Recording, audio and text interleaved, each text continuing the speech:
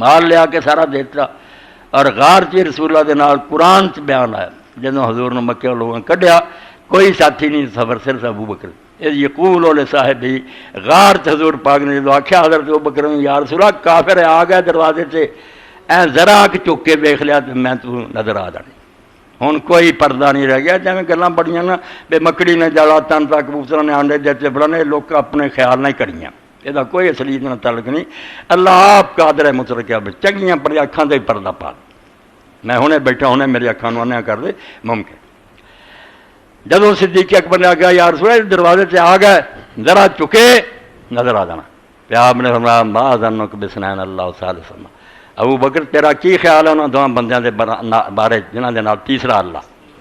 تیرا کی خیال ہے میں تو جا رہا ہوں میرے تیرے نال اللہ سارا کچھ نہیں بگاڑ سکتا.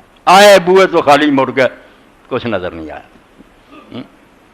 تو حضرت ابو بکر رضی اللہ اس نازک موقع سے بھی ساتھ دیتا. جدوں کہ 100 اونٹ دا انعام مقرر سی. اونٹ اس زمانے سے اتنا ہی سی جویں ڈالر ہوندے نا سب تو قیمتی سرخ رنگ دے اونٹ. تے کافراں نے اعلان کرایا سی جڑا انہاں دونوں دا سر لے آوے نا 100 اونٹ انعام دیاں گے. تے کافر سارے ملک دوڑے پھردے سی. اس اوکھے وقت بھی حضرت ابو بکر رسول اللہ دے نال ساتھ دیتا. بالکل ہجرت دے سفر ساتھی رہتے محبت رسول پاک صلی اللہ علیہ وسلم.